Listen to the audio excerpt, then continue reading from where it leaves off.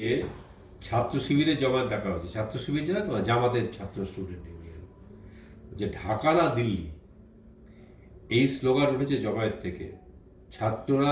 ছাত্ররা কোটা বিরোধী আন্দোলন করে সরকার ফেলল, তারা এখন নতুন বাংলাদেশ গড়ার কথা বলছে, যেখানে মূল ইস্যু হচ্ছে ভারত বিরোধী।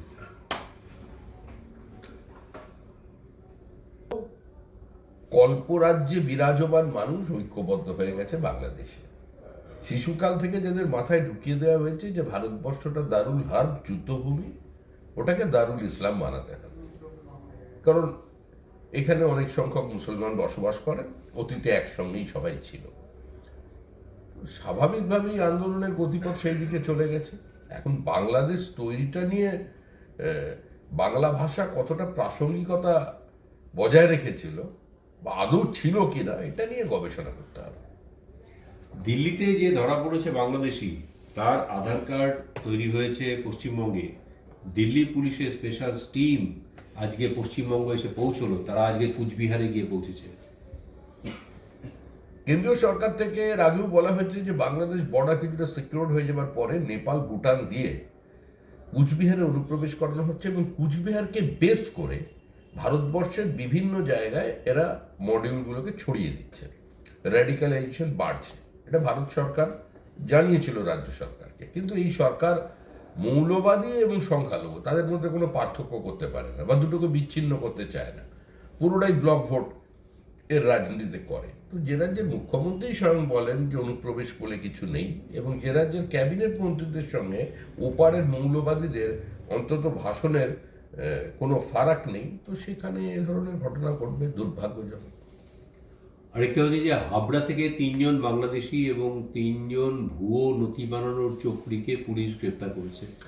ক্রমাগত বাংলাদেশিরা ঢুকছে, চক্রগুলো কাজ করছে, কিন্তু যত ধরপাকড় হচ্ছে ততই সামনে আসছে বিষয়গুলো। এখনো পর্যন্ত সে অর্থে ধরপাকড় শুরু হয়নি। যেটা এসেছে আমাদের সামনে সেটা ওই হিমশৈলের চূড়ান্তায়, কিছুই নয়। গোটা উত্তর 24 পরগনা অনুপ্রবেশের সঙ্গে সঙ্গে জাল নথি তৈরির সঙ্গে সঙ্গে তাদের বিভিন্ন জায়গায় কাজ পাইয়ে দেওয়া, এ চলেছে। একটা মামলাও চলছে যে আমাদের ভারত সরকারের ডিফেন্সে, পুলিশে বিভিন্ন জায়গায় বাংলাদেশিরা তারা ঢুকে গেছে তাদের এই জাল নথি কাজে লাগিয়ে। ট্রেনের এক্সটেনশন করা হয়েছে বলে তৃণমূল কংগ্রেস বিরোধিতা করেছে। বেচারাম মান্না বলেছেন, কাল থেকে ট্রেনের চাকা নড়তে দেবো না। মমতা বন্দ্যোপাধ্যায় একটা ঐতিহাসিক ঘটনাকে প্রতীক হিসাবে ট্রেনটা চালু করেছিলেন, সুতরাং এটা এরকমই থাকবে, এক্সটেনশন হবে না। দেখুন, সিঙ্গুর পশ্চিমবঙ্গের রাজনীতির একটা অভিশপ্ত অধ্যায়, যেখানে একটা শিল্প সম্ভাবনার মৃত্যু হয়েছিল সিপিআইএম এর অদূরদর্শিতা এবং তৃণমূল কংগ্রেসের হঠকারী আন্দোলনের জন্য। ওখানে কৃষক জমি ফেরত পেয়েছে, কিন্তু জমি তার ফসল ফেরত পায়নি।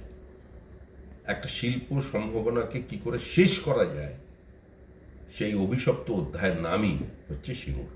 এটা থেকে বাঙালিকে বেরিয়ে আসতে হবে, আর সেই বেরিয়ে আসার জন্যই সিঙ্গুর থেকে একটু এগিয়ে নিয়ে গিয়ে হরিপাল পর্যন্ত নিয়ে আসা হচ্ছে। আমরা ওটা ভোলাতে চাই।